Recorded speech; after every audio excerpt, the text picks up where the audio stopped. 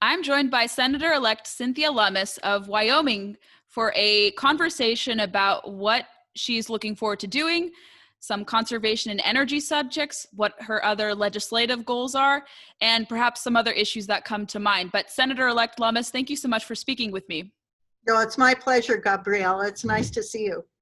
Yes, it's good to interface. I remember hearing your name and being familiar with your work when you were in the House of Representatives. So you're not new to politics. You've done a little bit in Wyoming and obviously in the House of Representatives. But how does it feel to move on to the Senate chamber?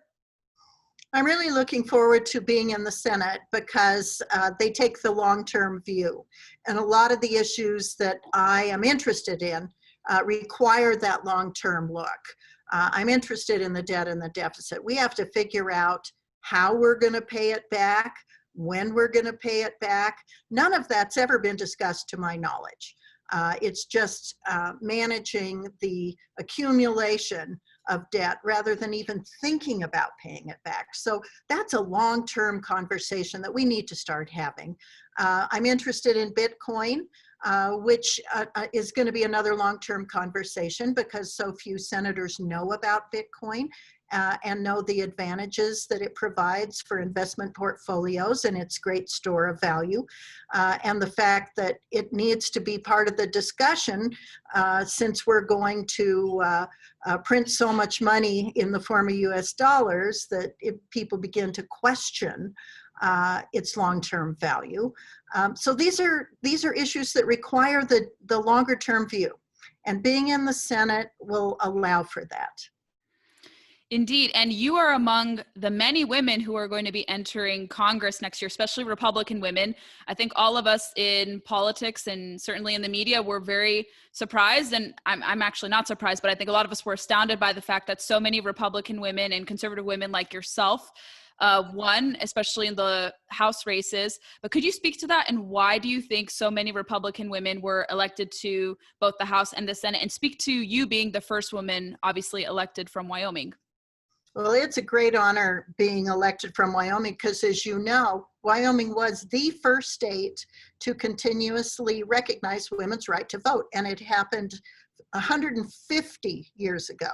So a full 50 years before the 19th Amendment to the US Constitution guaranteed women's right to vote. So to have had all of these firsts for women, first woman juror, first woman voter, first woman governor, first woman bailiff, all of these firsts never included the United States Senate. And so it is a great honor to get to ping that glass ceiling and to be the first woman from Wyoming elected to the US Senate. And to do it in a year when so many Republican women have been successful. I just can't wait to meet some of these Republican women that will be joining the House. So I want to early on in 2021 get together with them and have discussions about how and why they were so successful. Yeah, and I think it's going to be about 30 minimum, at least joining the House, and then obviously yourself, and depending upon how the Senate race goes in Georgia, although I think Republicans should prevail there pretty decently. I would like to think that would be the case, given how previous election results were. But yeah, more and more Republican women are starting to be elected, and I think the Democrats have much to be worried about. Is that something you also agree with too? I do. When you see Susan Collins win a very tough race, and Joni Ernst got along really well in what many pegged as a serious challenge. And then now Kelly Loeffler, who hopefully will prevail in Georgia in January, joining the likes of Marsha Blackburn, Lisa Murkowski, and others in the Senate, Deb Fischer. My gosh, there is a really talented group of women on the Republican side of the aisle now in the United States Senate. And so it's an honor to join them.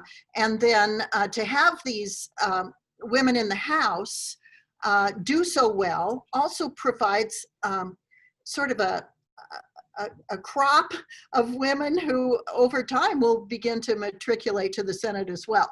So I'm so encouraged and so happy when you see the Democrats push people so far to the left on things like public health and safety, things like defunding the police, allowing our cities to crumble and be looted for no reason. These are things that I think give pause to the regular American citizen, and certainly alarm people who have young families.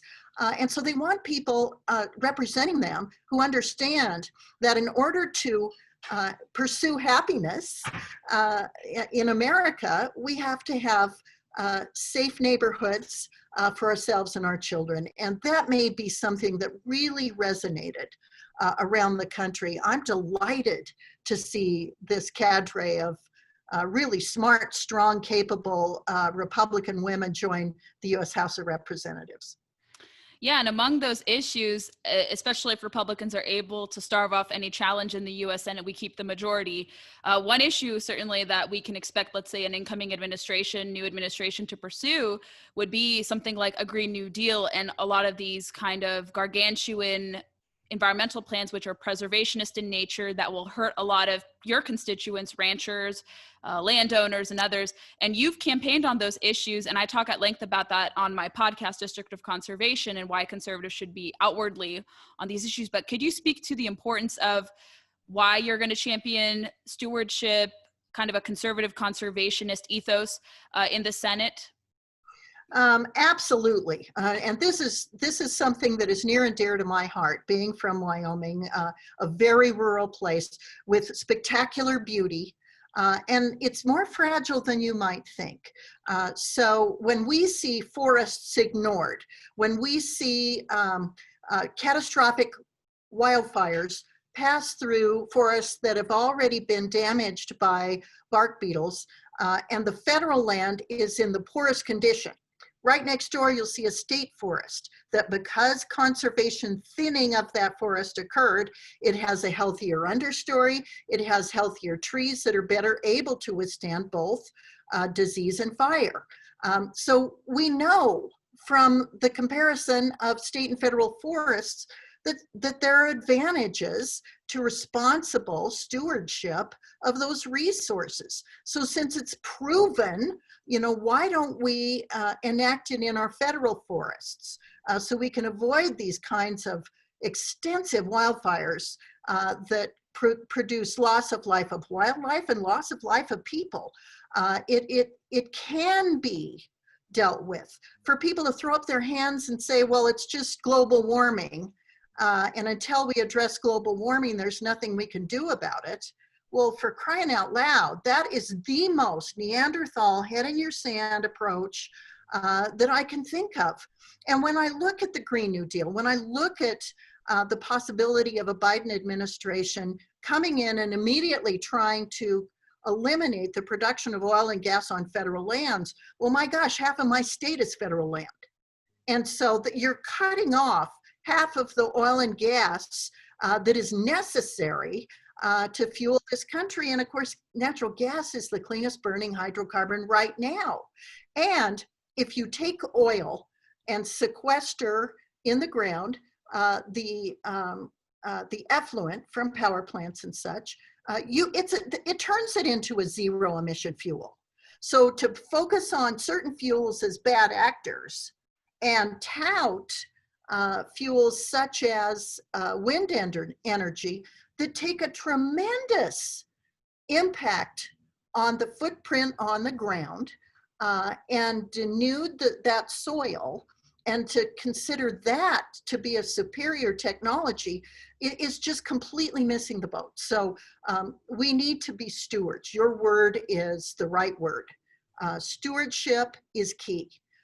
Another example is ownership of federal land and good stewardship don't always go hand in hand. In fact, a lot of the time, if you just put a conservation easement on the land and let the private landowner care for it, nurture it, and keep it open, it would be so much better for the land resource, the air resource, the water resource, the wildlife resource, than having the federal government own it all and be incapable of managing it because there's not enough money, there's not enough manpower to manage all that land. And yet we continue to buy more and more and more, even though our deferred maintenance on the current land that we already own adds up exponentially. Yeah, that's interesting. And also when it comes to Endangered Species Act modernization, I know Senator Barrasso has been really keen on that, as with Senator Daines. Is that something you're also going to look into as well? Absolutely. And when we have species that have fully recovered, in fact, long since fully recovered, like the grizzly bear, to have them stay on the list just so environmental groups can hold them up as a poster child to raise money is completely ridiculous. The point is, if they are reduced to numbers that are so low that they are threatened or endangered, then we have to set the right targets for their ultimate biological health. And when those goals are reached, we need to delist them. For some environmental groups, it's a one-way street. You want to list as many species as you can and then never delist them because you want to perpetuate this idea that we're not good stewards of habitat or of species, when in fact, we really are. And could you speak to the Trump administration's kind of conservation legacy? Because a lot of public lands bills were passed, much to the chagrin of a lot of Democrat critics of them. The Interior Secretary and the subsequent agencies actually did a lot to bolster kind of access points for hunters and anglers. Could you speak to that and what you think Wyoming's took away from all their efforts to increase access on fish and wildlife lands and similar other public lands as well? And recognizing that state management that's closer to the ground, it can be better. For example, in our own Oil and Gas Conservation Commission, we had, I believe, a superior set of rules regulating hydraulic fracturing, and the federal government preempted what was originally thought to be the best practice in the nation here in Wyoming, and yet they preempted it and made regulations that were far less measurable for success. So the Trump administration was so sensitive to that and did help with access to hunting. And a lot of that really had to do with the emphasis that Donald Trump Jr. Put on hunting and conservation. And then the president, who's not a hunter, but who respects his children's hunting prowess and their knowledge of conservation, a lot of those ideas really did filter through to the Department of the Interior. I can't say enough good things about David Bernhardt. I think he's been a terrific administrator and steward at the Department of the Interior, and gosh, I wish he had 4 more years to be there, because you'd see, again, tremendous progress in the areas you just mentioned. And hopefully, if things transition to a different administration that is not as sensitive, we can highlight for them really how significant the conservation implementation and success during the Trump administration actually has been. And do you see yourself potentially being on the Senate Energy Committee and other similar committees? What do you hope to be appointed to when you're in the chamber? Well, I, of course, have a terrific Wyoming senator who I'm joining, John Barrasso, who is currently on EPW and on Energy and Natural Resources. He currently chairs EPW, but he has enough seniority to go over and chair Energy if Lisa Murkowski, who is term limited, goes to another committee. So it's a little bit wait and see what Senator Barrasso does. And whatever he does, you know, I want to compliment his service and to the best interest of the state of Wyoming and the Intermountain West. You know, I chaired the House Western Caucus. Steve Daines chairs the Senate Western Caucus right now. And I want to join them in the Western Caucus and work really deliberately to conserve our soil, land, air, water, wildlife, and our great outdoor experiences that make Wyoming and the West what it is. Absolutely. And any other legislative priorities you have before you are officially in the chamber that you'd like to discuss or kind of highlight? Well, I was also my state's treasurer for 8 years, and as Wyoming State Treasurer, I dealt a lot with money management. I managed Wyoming's permanent funds, and I'm still interested in robust investment of funds to maximize their use to the American people, and that's true whether you're looking at things that store value or things that grow in value. And so that has piqued my curiosity in Bitcoin. I own Bitcoin. I want other people to understand the benefits of Bitcoin and how they can be part of a diversified asset allocation that is a real store of value that preserves value. It is a finite resource. There's only going to be 21 million Bitcoin mined ever. And scarcity creates value. And as Bitcoin has established itself as a real store of value and something that is secure, I believe that we should begin to look at it as part of the equation of a diversified asset allocation. So I want to first inform and educate people about Bitcoin, and then let the states have the opportunity to do what states do best, and that is be innovators. And Wyoming's a great incubator of innovation in the Bitcoin space. It has passed several laws that is beginning to track Bitcoin investment to our state, including the ability to bank in Bitcoin. We have these special depository institutions that have been chartered now under the new law as banks in Wyoming, and it's creating a very robust new component to our economy that I want to make sure is secure and can go forward. So the role of the federal government is to learn about Bitcoin and let states continue to innovate without interfering. And sometimes the best thing government can do, especially the federal government, is stand aside, let innovation occur where it's most robust. And this is one of those spaces. Yeah, I don't hear much of lawmakers talking about Bitcoin much, maybe except for some of your libertarian colleagues. But is there anything else? I know you're also pro-life. You're definitely going to champion that issue as well. Anything else of that nature that you plan to kind of advocate for, join the other pro-life women to in doing so?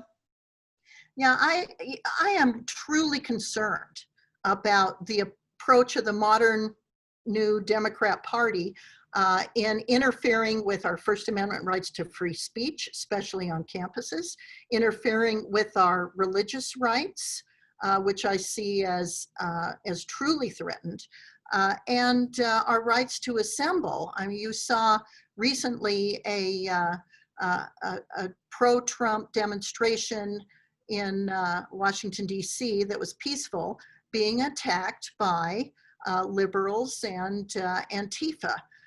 They seem to think that their voice is the only voice that's going to be condoned. If we allow that to go on unaddressed, this will be the only voice that is allowed to speak. And it is incumbent upon conservatives, Republicans, libertarians to protect all of our Bill of Rights, not just the Second Amendment, which of course in my state is absolutely sacrosanct, but our First Amendment rights, and they are under attack right now. So our very way of life as Americans, the freedoms we enjoy, are being threatened now. And I think we need to fight back in education, in churches, on main streets, the public square, and thanks to podcasts like yours, we'll have avenues to do that. Certainly, and a lot of small businesses too need champions in Congress and in the Senate. And it's going to be quite a bit of a challenge, I think, for a lot of them to pull themselves up from the bootstraps. And I think a lot of people, I think perhaps in the upper echelons of government, are going to incline to spending. They're going to incline to taxation. Something perhaps that's on your radar, I don't know if you're aware of this, is the freelancer gig type laws that some of the Democrats and perhaps incoming President Joe Biden have championed. That's something hopefully that you and your colleagues could look into, because that would displace like 59 million freelancers, myself included. And self-employment is, like you were saying, innovative and the future of employment. So I think perhaps something you'll see when you enter the chamber is this push, or kind of this contrast between labor interests, which are declining, and then also kind of this innovative self-employment streak that we start to see with a lot of people, younger people, people who live in the cities out there. I don't know if you've tackled that issue yet, but that's something maybe to keep on your radar too. I appreciate that, because I'm a self-employed person. And what I know about self-employed people is that we take risks that make this country grow and be better. And the people who are employed enjoy some security that those of us who are self-employed do not. And risk-taking, innovation, invention is absolutely critical in the 21st century, maybe even more than any other century for our country's proud future. So I applaud you as a self-employed person. I know you're taking a risk, and you will innovate, and people like you will innovate. And so we have to make sure that in the future, your ability to take risks, innovate, invent, and explore are not only allowed, but nurtured and promoted. Yeah, and that would be in the form of the PRO Act. It wasn't considered in the Senate this year. There was a bill, but it wasn't decided on. I think they held off on it. But in the House, they voted to confirm it. And that was pretty alarming, although there were some Democrat defections, surprisingly, despite kind of the wishes of their leadership. But look into the PRO Act. I think that's going to be coming back again, especially with the changing hands in the livers of government. But Senator-elect Lummis, we have discussed a lot of issues. What are ways that my listeners and viewers can connect with you, follow kind of your journey into the U.S. Senate, and keep track with all your musings and your work? Well, we continue to keep Lummis for Wyoming online. And we will, when we join the Senate, also try to stay in touch with people through websites, social media, and through more traditional and conventional media. And I really do look forward to this input.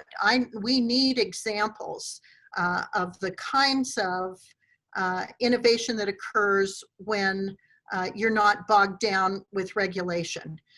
And when you look at the amount of paperwork, of regulation, of compliance that was heaped on Americans during the Obama administration, and the efforts by the Trump administration to lift that burden, the thought of seeing it reimposed in the coming 4 years is something that we just have to be watching out for and be vigilant about all the time. So to the extent that you and your listeners can point out examples where freedoms gained are now being eroded again because of heavy-handed government regulators, we need to know so we can help you continue on your journey of innovation. That's reassuring. It'll be good to see kind of this fighter spirit come back, certainly with divided government. And I will certainly send my followers and listeners to connect with you. And if we get a chance, hopefully once these restrictions are down, I would love to sit down with you again for follow-ups if we have the opportunity. I look forward to that, Gabriella. Thank you for your time today.